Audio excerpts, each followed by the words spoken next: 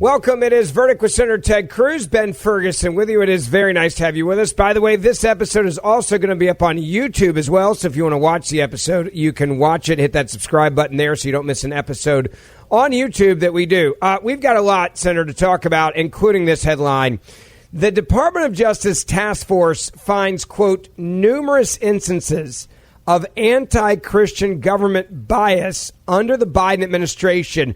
This is a massive story, basically, about the government going after Christians. Well, the facts are deeply disturbing. During the Biden administration, we saw the federal government target people of faith, but in particular believing Christians. Believing Christians were persona non grata under the Biden administration. And when President Trump came in, he created a task force chaired by Attorney General Pam Bondi looking at instances of religious discrimination within our government. This was the preliminary report from that task force detailing how multiple government agencies under the Biden administration targeted Christians for persecution. We're going to break all that down. We're also going to talk about a very sad development, which is the spiral down of Tucker Carlson. Tucker Carlson continues to get more and more extreme, and this week he decided to say that he wanted to apologize to Osama bin Laden's family. And he also said, astonishingly enough, that he didn't know if Hamas was a terrorist organization. He's just asking questions. Gosh, what has Hamas ever done to us? It really is sad to see what has happened to someone who used to be a conservative stalwart. He used to be not nuts. All that on today's pod. If you've ever listened to the show before, you know I'm a big advocate for the Second Amendment, and I've shared on numerous occasions how carrying a firearm literally saved my life from a gang-related attack. But many of you out there may not feel comfortable carrying a firearm. Maybe you have a loved one that's just not comfortable. They need a way to protect themselves. And that's why I want you to know about Byrna launchers. I have them, and I've given them to many family members. Byrna is a handheld pistol that fires both kinetic rounds and chemical irritants to separate you from an attacker.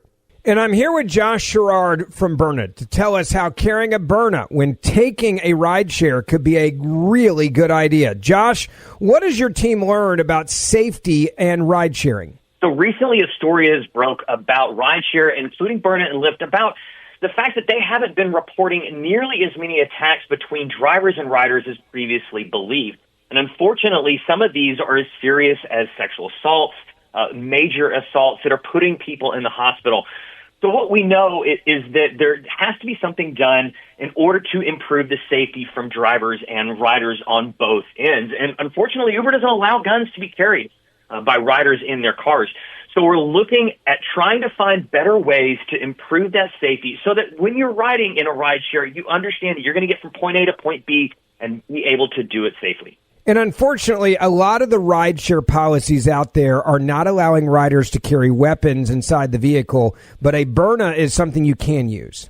Absolutely. There's explicitly stated in their policy that they do not allow riders to carry firearms in their cars. However, those policies say nothing about other less lethal weapons like Byrna launchers, which means that Byrna is a great solution for making sure that you can stay safe in these rideshares. Look, I got one. I carry one. My wife has one as well, many family members. And if you want more information on how you and your family member can protect yourselves with a Byrna launcher, go to Byrna, BYRNA.com. Again, that's Byrna, BYRNA.com, Byrna.com right now.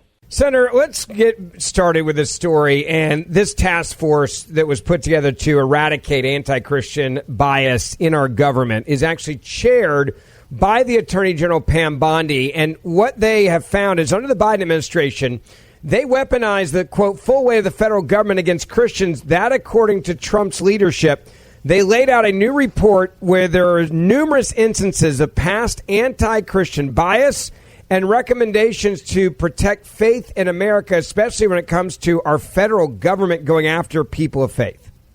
Well, as you noted, Pam Bondi, the Attorney General, chairs this task force. We've had Pam Bondi as a guest on this podcast right at the beginning of her tenure. And let's break down what the task force found. Here's what Fox News reports. Quote, the Biden administration weaponized the full weight of the federal government against Christians, according to Trump leadership, laying out in a new report the numerous instances of anti-Christian bias and recommendations to protect faith in America. This report, the task force had a clear mandate to ensure that, quote, any unlawful and improper conduct, policies, or practices that target Christians are identified, terminated, and rectified. And here's what the task force says in the overview. The damage that can be done when religious liberty is not protected and preserved for all Americans, the task force makes this commitment. The federal government will never again be permitted to turn its power against people of faith.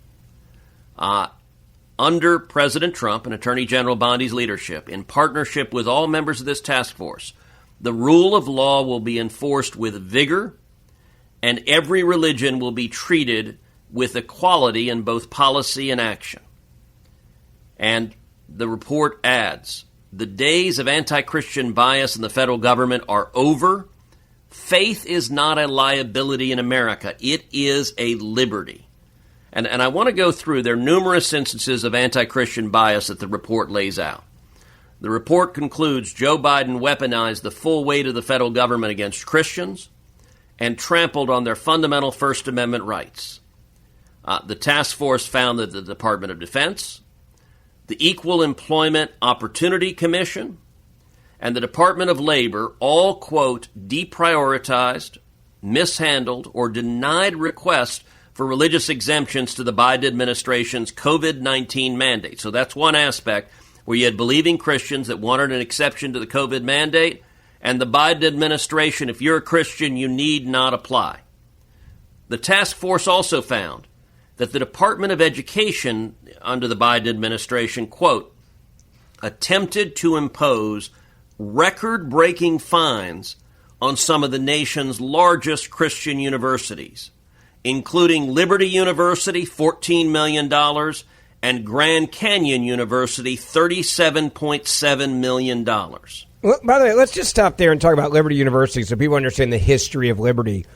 Liberty University has been a front and center university that is of Christian faith, Christian values, Christian students.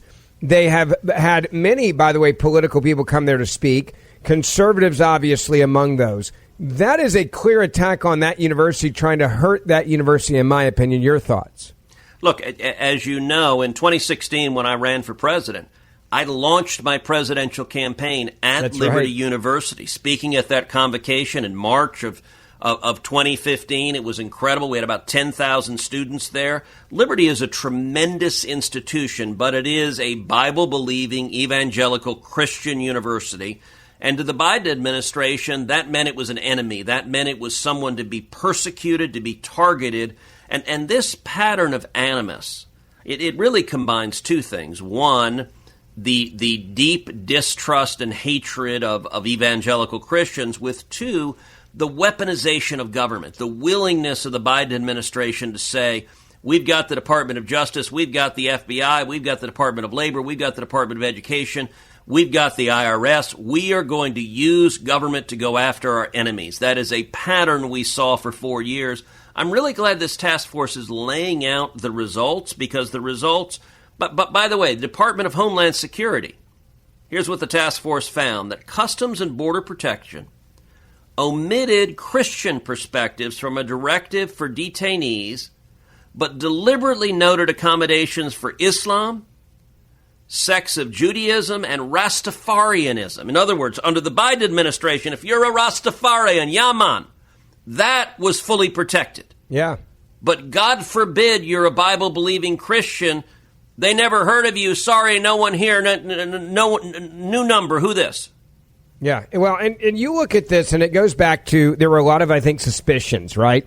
And the suspicions were that the administration was anti-Christian. If you brought it up, of course, everybody in the media was like, that's absurd, that's absurd. We're now getting the documentation to show that, yes, these groups and organizations, universities that actually felt like they were clearly being targeted were right and now vindicated. The question is, how do we make sure this doesn't happen again? That's part of what Pam Bondi and the Trump administration are trying to accomplish here.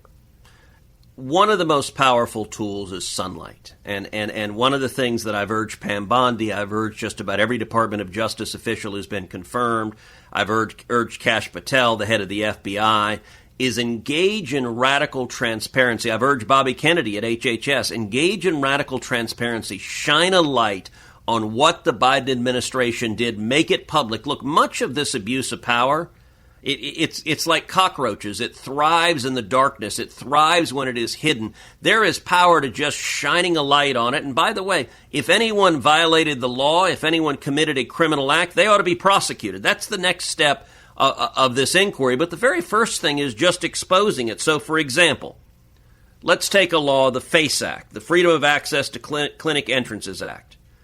The task force found that the Department of Justice under the Biden administration arrested and convicted approximately 24 individuals under the FACE Act for praying and for demonstrating outside abortion facilities. And let me stop and repeat that.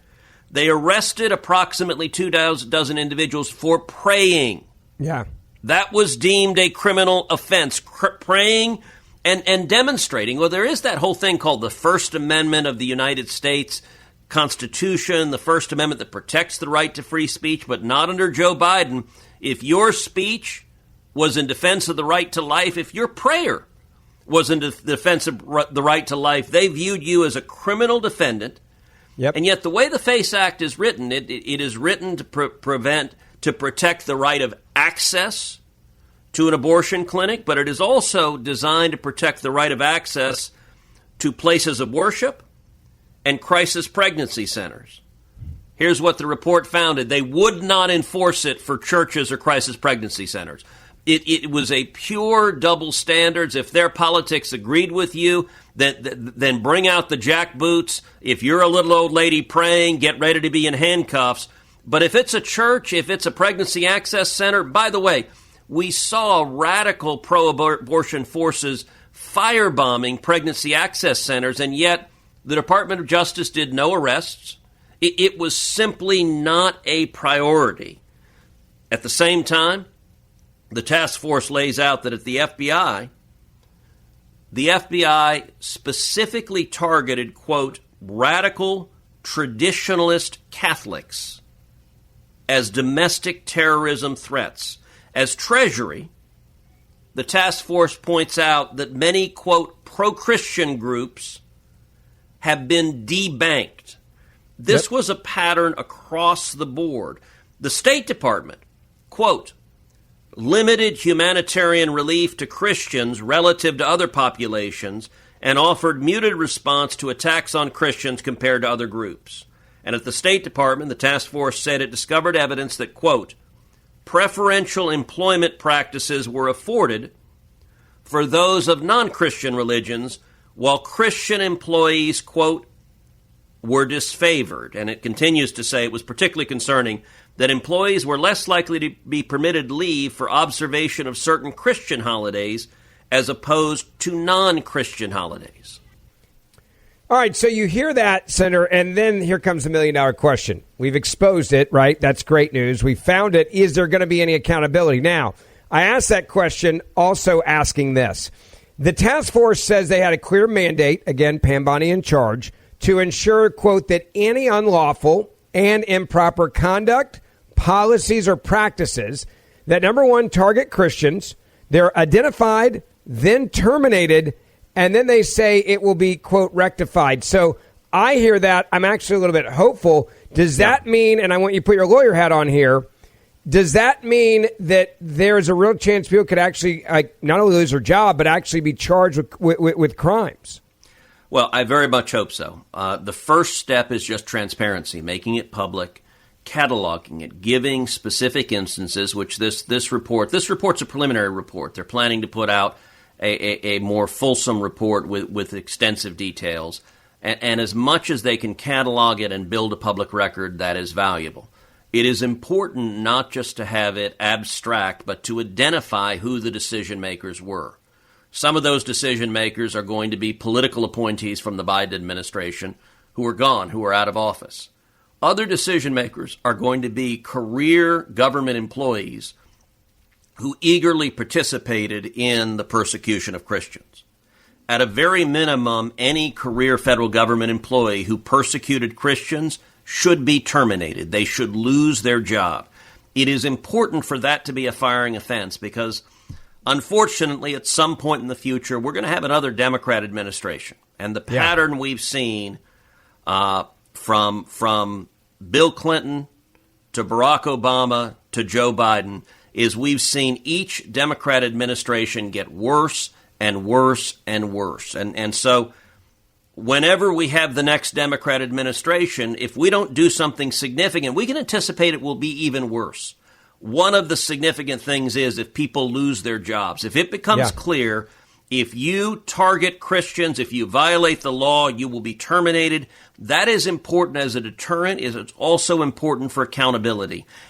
And then if anyone violated the law, if anyone committed criminal conduct, they should be prosecuted. And the most likely instance of criminal conduct is if they lied under oath. And you frequently have individuals who testify before Congress or otherwise are lying under oath. That's the most direct way of criminal liability. You know, we remember back to Lois Lerner, who during the Obama administration targeted Christians at the IRS. And Lois Lerner ended up pleading the fifth in front of Congress. She ended up refusing to testify. She ended up being held in contempt of Congress. And then the Obama administration refused to do anything about it. The Obama Department of Justice refused to prosecute the contempt finding.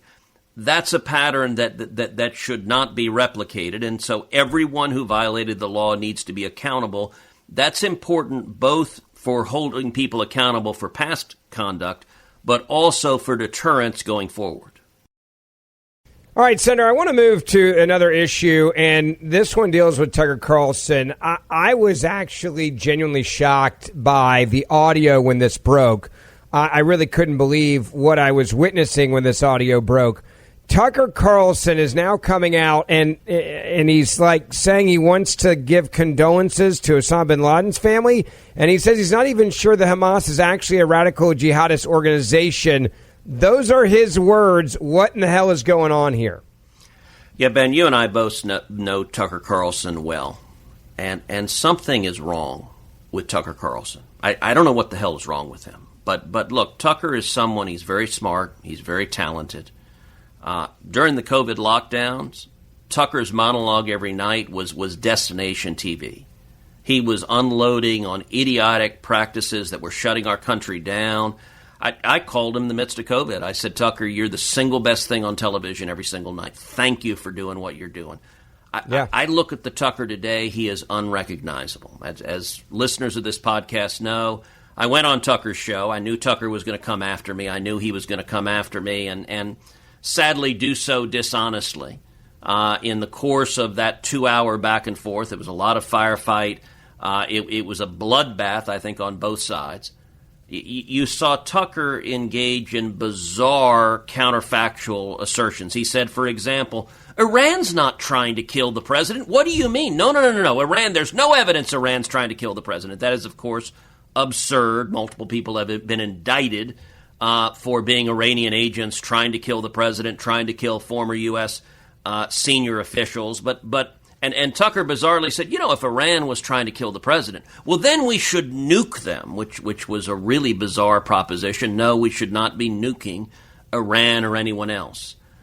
But I got to say, the week that I did the Tucker interview was the week right before the president launched the bombing attack on Iran's nuclear facilities. And Tucker was spiraling at the time because he was attacking Donald Trump and saying, if the United States bombs Iran, he said it will be World War III, number one. Yeah. He said thousands of Americans will die, number two. And he said America will lose, number three, that Iran will beat us in World War III. Yeah, every scary. one of That's those what he predictions actually said at the time. Like, it was shocking when he said it. Yes. Everybody was like, what are you talking about? America's going to lose to Iran? Are you kidding me? Every one of those predictions, we now know the truth. They were laughingly, entirely, totally false. And I got to say, for some reason, when Tucker tried desperately to convince President Trump not to bomb Iran's nuclear facilities, and Donald Trump disagreed with Tucker Carlson, and Tucker put out his newsletter and said, well, you're not America first if you bomb Iran. And Trump responded, no, I'm the one that decides what America first is. And I'm telling you right now, defending America is America first. I got to say, it just started Tucker on this downward spiral. So in the weeks and months since then, he had some loon professor on talking about Hitler and saying, there's a very good argument the United States should have intervened in World War II on the side of Hitler and the Nazis. And Tucker kind of nods, No, there is not a good argument America should have supported the Nazis. The Nazis were evil, period, the end. I got to say, any commentator, if you're sitting around thinking, you know what I need to do? I need to go out and embrace Adolf Hitler, defend Hitler. Just pause right there. Think about what you're doing, right? There are very few ironclad rules in politics or history or life, but I'll give you one. Adolf Hitler, always, always, always bad. Just trust me. This is a safe ground to be on. Yeah. Hitler bad. Can we add number 2 to the list real quick? Because if you go Hitler first, let's throw in there next especially for people that are, 45 and under, the most evil guy that we probably saw in our lifetime in real life, and that was a guy by the name of Osama bin Laden, right? Yes. Throw him out there. 9/11, if you were alive, if you remember it, Osama bin Laden's another one. Don't side with Adolf Hitler, and if you were my age, I'm 44 now, whatever you do, don't side with Osama bin Laden, which brings us to this unhinged Tucker point number 2. Yeah. Okay, I just want you to listen to what Tucker had to say about Osama bin Laden. Give a listen. Let me just say, I would be totally comfortable sharing condolences with Osama bin Laden's family. I hate Osama bin Laden. On the other hand, if somebody dies, it's okay to say, I'm sorry to his family that he had a toddler. That's what I'm saying. Yeah. That's immaterial. I would say that to the family of an executed murderer in a prison. It doesn't mean I support the murder or the murderer, but this is family. That's okay. That's called human decency. And anyone who's against that, and it seems like we're setting up this. Now, let me just be clear. If I meet any of the Osama bin Laden family members, Senator, I'm not going to walk up back. Let me give you an American hug real quick. Thoughts and prayers. No, that's not going to happen.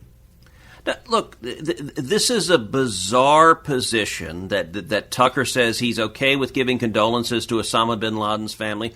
By the way, on his same reasoning, he'd be just fine giving condolences to Adolf Hitler's family. Let me tell you right now, I am not remotely sorry that Osama bin Laden is dead. I am not remotely sorry that Adolf Hitler is dead. By the way, I'm not remotely sorry that Jeffrey Dahmer is dead. I'm not remotely sorry that Ted Bundy is dead. I'm not remotely sorry that Charles Manson is dead. Yeah. If people are evil, psychotic mass murderers, then society celebrates that they are no longer with us. There is justice. I believe in the principle of justice. And understand, Osama bin Laden led al-Qaeda. He planned 9/11. He executed 9/11, in which case nearly 3,000 people, most of whom were Americans, were murdered on September 11th. You and I were both alive. I was in Washington, D.C. Heidi was in the White House at the U.S. Trade Representative's office on 9/11. She evacuated the White House because those terrorists were murdering people. I lost a friend of mine, Barbara Olson, in the plane that crashed into the Pentagon when the two towers collapsed in New York City. That was a grotesque act of war. By the way, I'm also not sorry that the kamikaze pilots in Pearl Harbor who murdered American sailors, I'm not sorry that they're dead. There is something bizarre. There is a moral relativism to saying, well, we should, number one, carry out an incredible military act that takes out Osama bin Laden, but then number two, express condolences to the family, to the toddlers. We're so sorry we took out your psychotic daddy who murdered nearly 3,000 Americans. No, we're not sorry. And this moral relativism, I got to say, it is a weird thing. Yeah. When someone who considers himself, calls himself a conservative, sounds exactly like Ilhan Omar. It is a weird thing when a supposed conservative sounds like Rashida Tlaib, sounds like the AOC, and says, gosh, we ought to be saying I'm sorry to Osama bin Laden's family. No, we should not. By the way, it's also weird that he goes in this way, like attacking America and our foreign policy, in essence, and anybody that doesn't feel sorry for terrorists. while also giving propaganda out there on behalf of Vladimir Putin in Russia with the interview that he did with him, and then going shopping at the grocery store saying how great life is in Russia, which if you go 20 miles outside of Russia in any direction of Moscow, it's very different than what it looks like for the elite that are in Moscow. And everything in his trip was, by the way, also controlled. They only let you see what they want you to see. It's not like he can roam freely and decide, hey, I don't want to go to the grocery store you send me to. I want to go to another one. That ain't going to happen. And then you go from this to what he had to say about a terrorist organization that has killed countless Jews and has said from the river to the sea they want to take out and annihilate all Jews in Israel. They want Israel to cease to exist. And he's like, well, hold on a second. Maybe they're not a terrorist organization. Maybe they're just a political organization. We should think about that. It's like, what the hell's going on? Yeah, give a listen to what he said about Hamas, because this is utterly bizarre. This is where Tucker has gone full-on woke leftist. And don't take my word for it. Listen to Tucker. No one can plausibly claim that a Christian family are in Hamas. Okay, so tell me, you can't claim that they're in Hamas while simultaneously claiming that Hamas is a group of jihadis. They're Islamic extremists, which they also claim constantly, which I don't know if that's true, by the way. It seems more like a political organization, but whatever it is, they're telling us constantly they're Al-Qaeda. So it can't also be true that Christians are a member of Al-Qaeda. Sorry. Yeah. So then we know they're not in Hamas, so why did they get killed? Why was their church blown? I go back to this, and again, it's like he's become an apologist for a terrorist organization, and he's saying, well, they're not really a terrorist organization. They're and then the Christian aspect of this, and intertwining that, they're going, well, then why do we kill them? We kill people that are terrorists, Senator. That's what we do. Well, what he's saying there is bizarre. I don't know that Hamas is a terrorist organization. Let me be very clear. Hamas is a terrorist organization. They'll tell you that, by the way. Am I wrong? They'll actually tell you they're a terrorist organization. Yes. They're happy to tell you this and show you how good they are at it. Al-Qaeda is a terrorist organization. ISIS is a terrorist organization. This is not just a question of opinion. This is a question of fact. So let's give some fact. Article 8 of the 1988 Hamas Covenant states, quote, "Jihad is its path, and death for the sake of Allah is the loftiest of his wishes." This is who Tucker Carlson is defending. Globally, Hamas is designated a terrorist organization by the United States of America. That's as a matter of federal law. By Australia, by Canada, by Paraguay, by Israel, by Japan, by New Zealand, by the United Kingdom and the European Union. Now, Hamas is not formally designated by Arab countries, but Hamas is a branch of the Muslim Brotherhood. By the way, I have legislation in the Senate right now to designate the Muslim Brotherhood as a terrorist organization because they unquestionably are. Article 2 of Hamas's charter describes them as, quote, one of the wings of the Muslim Brotherhood in Palestine. Yeah. The Muslim Brotherhood, the umbrella organization, is designated as a terrorist organization in Bahrain, in Egypt, in Saudi Arabia, and in the UAE. They have always been a terrorist organization. If you just look at Wikipedia, no friend of Israel, no enemy of Hamas. Here's what Wikipedia says. Quote, from 2000 to 2004, Hamas was responsible for killing nearly 400 Israelis and wounding more than 2,000 in 425 attacks, according to the Israeli Ministry of Foreign Affairs. From 2001 through May of 2008, Hamas launched more than 3,000 Qassam rockets and 2,500 mortar attacks into Israel. And of course, Hamas is who carried out the October 7th attacks, who sent death squads into Israel, where they systematically went house to house, murdering every person in the house, targeting them because they are Jews. They murdered elderly people. They murdered women. They murdered children. They murdered infants. They murdered toddlers. They raped women and little girls, and they murdered over 1,200 Israelis, many of whom were Americans. It's one of the worst terror attacks in history against American citizens. And Tucker says, well, I think they're a political organization. He bases this on the weird fact, yes, it is true, that in the Gaza Strip, when they had elections, Hamas won. The fact that the voters elected a terrorist organization does not make them a political organization. They were in elected office when they carried out the October 7th terror attacks.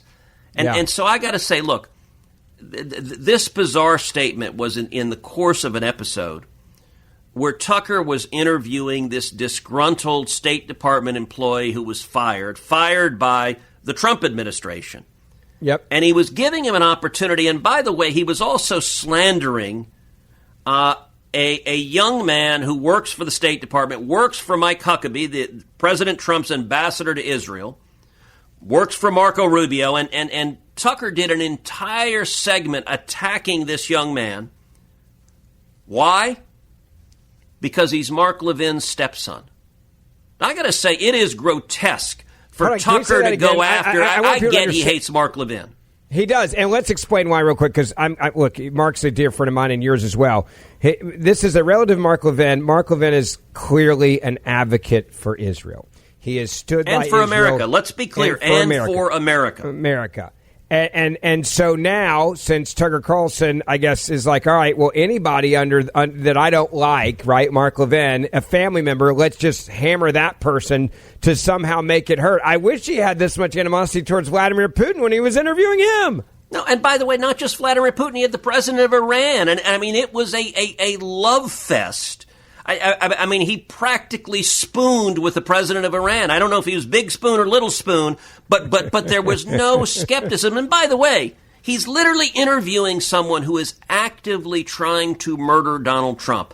And this is a weird game. So listen, Tucker recognizes that the folks that listen to him will get very mad at him if he explicitly criticizes Donald Trump. Yep. So what does he do instead? He just criticizes everything Trump does. He has a whole segment on how Mike Huckabee is terrible. Well, who is it that appointed Mike Huckabee the ambassador to Israel? That would be Donald J. Trump.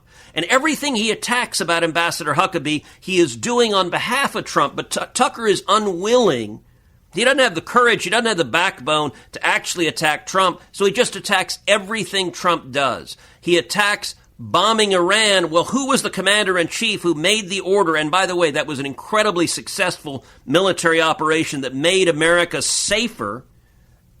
I got to say, listen, if you say something publicly and the words you said are indistinguishable from something said by Ilhan Omar or Rashida Tlaib, that ought to be a sign you've got a problem.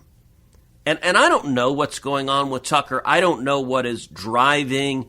It's one thing to feel kind of isolationist and to say, gosh, I don't like wars. Okay, fine. That is a view. And to be clear, Donald Trump doesn't like wars either. Joe Biden and the Democrats get us in war. President Trump has gotten us out of war. But getting us out of war, you do it through strength. And getting us out of war does not mean that you refuse to defend America. Fine. If Tucker wants to be isolationist, knock yourself out. Yeah, but this bizarre apology and defense of Osama bin Laden and defense of Hamas and defense of the president of Iran, there is something unhinged. And I hope people around Tucker go in and say, come on, man. Yeah. Come on. Let's all say we love America and we're not going to lie to the American people. Yeah, great point. Don't forget, we do this show Monday, Wednesday, Friday. Hit that subscribe or auto-download button. Also, this episode is on YouTube as well, so if you want to watch it there, you can. And we also do that Week in Review, the show that we do on Saturdays. So if you missed a couple episodes during the week because you're busy, we give you the highlights of the biggest things from the week there as well. The Senator and I will see you back here on Wednesday morning. So don't forget, hit that subscribe or auto-download button wherever you listen to this podcast. And please, share it on social media so other people will see the show, and we'll see you back there then.